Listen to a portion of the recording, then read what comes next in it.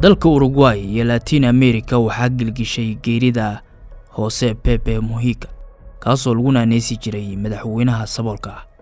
dad badan ayaa u arkayay madaxweynahan astaan nololeed wuxuuna ka mid ahaa madaxda ugu caansan ee Latin America. halgan hubaysan ilaa madaxweyne aan madaxtooyada deganeyn ayayna qisadiisu ku qotontaa. haddaba waa kuma shakhsigan maxaase lagu xasuustaa? Que se puso un arma al cinto.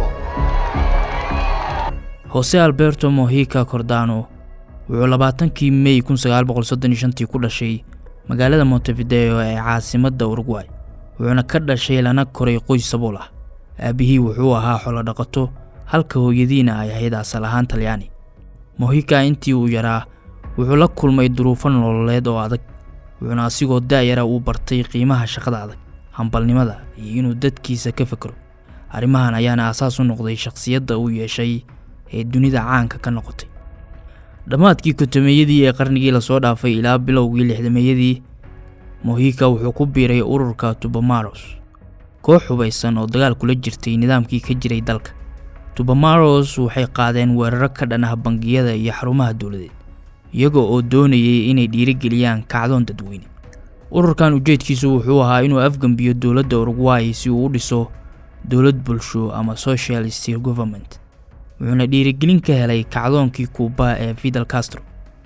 ururka Tupamaros wuxuu caan ku noqday ficilo ay ka mid yihiin dhaca hubka, weeraro, afduub iyo qaraxyo. wuxuuna sidoo kale fuliyay howlgallo waaweyn sida weerarkii magaalada Bando iyo afduubkii danjiraha Ingiriiska ee Uruguay Jeffrey Jackson. sidoo kale waxay dileen Dan Mitrione oo ahaa sarkaal Mareykan ah oo la sheegay inuu la shaqeynayay CIA-da Mareykanka, waxayna ku eedeeyeen inuu tababar siiyay booliska Uruguay si ay jirdil daran u sameeyaan. ururka Tupamaros wuxuu lahaa xabsiyo dadweyne oo dadka la soo afduuba lagu wareysan jiray, waxaana loo yaqaanay Cárcel del Pueblo. waxaana badanaa la geen jiray saraakiisha dawladda, ganacsato waaweyn ama wakiilo ajnabi ah. Mujica waxaa markii ugu horeysay la qabtay 1970kii, waxaana asiga iyo xubno kale loo taxaabay xabsiga. sanadkii xigay ee 1971diina Mujica iyo ilaa 100 maxbuus ayaa si la yaab leh uga baxsaday xabsi ku yaalay magaalada Montevideo kadib markii ay god weyn hoos ka qoteen.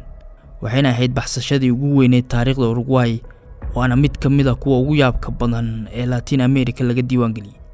sanadkii 1972 ciidamada militariga ee Uruguay ayaa ku dhawaaqay inay la wareegayaan dagaalka ka dhanka ah ururka Tupamaros. taasina waxay keentay in la xiro inta badan xubnaha ururka. qiyaastii 300 oo xubnood ayaa la dilay, halka ku dhawaad 3000 oo kale la xiray. ugu dambeynna ururka ayaa si rasmi ah u joojiyay howlgalladii hubaysnaa kadib markii uu ku guul dareystay inuu afgambiyo dawladda. Jose Mujica intii uu howlgalka militarigu socday dhowr jeer ayaa la toogtay oo uu ku sigtay inuu dhinto, wuxuuna ka mid noqday xubnaha xabsiga loo taxaabay asigoona xabsiga ku soo qaatay ilaa 13 sano. wuxuu jeelka ku jiray 1972 ilaa 1985. sanadahaasina inta badan wuxuu ku qaatay xabsi gooni ah oo wuxuu ka mid ahaa 8 xubnood oo si adag loo ilaaliyo oo militarigu si gaar ah ula dhaqmi jiray. waraysiyo uu mar dambe bixiyay ayuuna ku sheegay inuu xabsiga ka dhigay qof sabir badan oo nolosha aysan cabsi gelin. Mujica intii uu xabsiga ku jiray wuxuu la kulmay jirdil xoogan, mararka qaarna waxaa lagu heen jiray godad dhulka hoostiisa, mana loo ogoleen inuu qof la hadlo.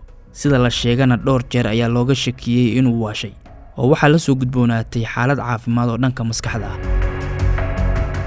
dalka Uruguay wuxuu nidaamka dimuqraadiga ah dib ugu laabtay 1985 kadib muddo sanado ah oo ay militarigu si adag u xukumayeen. qayb ka mid ah heshiisyadii lagu bedelay xukunkii militariga waxaa ka mid ahaa in la sii daayo maxaabiista siyaasadda u xiran, waxayna tani si toos ah u saameysay Mujica iyo xubnihii kale ee Tupamaros. haddaba isbedelkaasi kadib Mujica wuxuu isaga baxay halgankii hubaysnaa, wuxuuna ku biiray siyaasadda nabdoon, wuxuuna ka mid noqday asaasiyaashii xisbiga MPP oo qayb ka ah isbahaysiga bidixda ee Frente Amplio. ururka uu madaxda u noqday ee MPP wuxuu u dhaqdhaqaaqayay ahdaaftiisuna ahayd daryeelidda dadka saboolka ah, ilaalinta xuquuqda shaqaalaha, sinaanta bulshada, la dagaalanka musuqmaasuqa iyo ictiraafidda dadka laga tirada badan yahay. Jose Pepe Mujica 3 jeer ayuu xildhibaan noqday. 2005 ilaa 2008 wuxuu ahaa wasiirka beeraha ee dalka, wuxuuna inta uu wasiirka ahaa lagu ammaanaa inuu diiradda saaray horumarinta beeraleyda yaryar iyo cadaalad u qaybinta dhulka. isagoo matalaya xisbiga MPP oo qayb ka ah xisbahaysiga Frente Amplio ayay shacabku 2009kii hoose u doorteen inuu noqdo madaxweynaha dalka Uruguay, wuxuuna xilka la wareegay sanadkii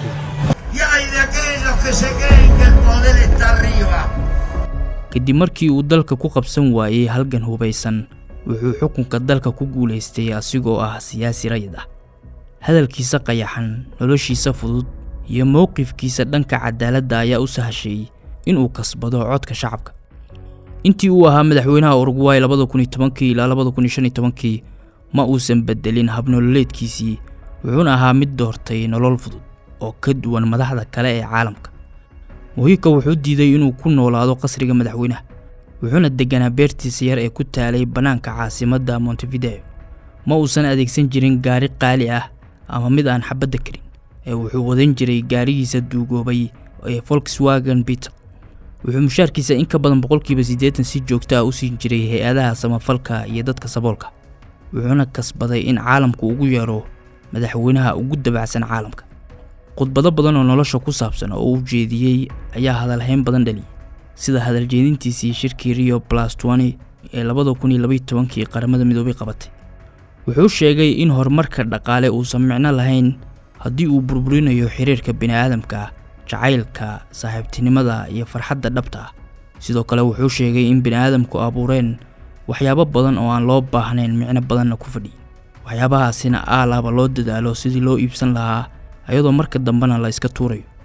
wuxuu aaminsanaa in nolosha casriga ah ay dadku addoomo u noqdeen baahiyo aan jirin oo ay ayagu abuureen. madaxweynahan dunidu waxay ugu yeertay madaxweynaha ugu saboolsan ama ugu faqiirsan, laakiin asigu taasi wuxuu kaga jawaabay inuusan sabool ahayn balse uu leeyahay waxyaabo kooban oo aan waqti badan ka luminin. wuxuu ahaa mid dhaleeceeya tasarrufka, xaalufinta deegaanka iyo kala sareynta bulshada ee lagu qiimeeyo hantida. intii uu xilka madaxweynenimo hayay, gaar ahaan 2013, Uruguay waxay noqotay dalkii ugu horeeyay adduunka ee si buuxda sharci uga dhiga beerista, iibinta iyo isticmaalka marijuana ama xashiishka, waxaana la go'aamiyay in dawladda ay si toos ah u maamusho si loo yareeyo dhaqdhaqaaqa suuqa madow oo ay kuwa daroogada ka ganacsada lacag xooggan ka sameeyaan. jabhad hubaysan, xildhibaan, wasiir ilaa madaxweyne ayuu safarka nololeed ee hoose Mujica ku saabsanaa, wuxuuna geeriyooday isagoo 89 jir ah kadib dagaal dheer oo uu la galay kansarka hunguriga. waxayna geeridiisa kadib shacabka ku luuqeeyeen no eras presidente, eras un hermano, ma aadan ahayn madaxweyne ee waxaad ahayd walaal.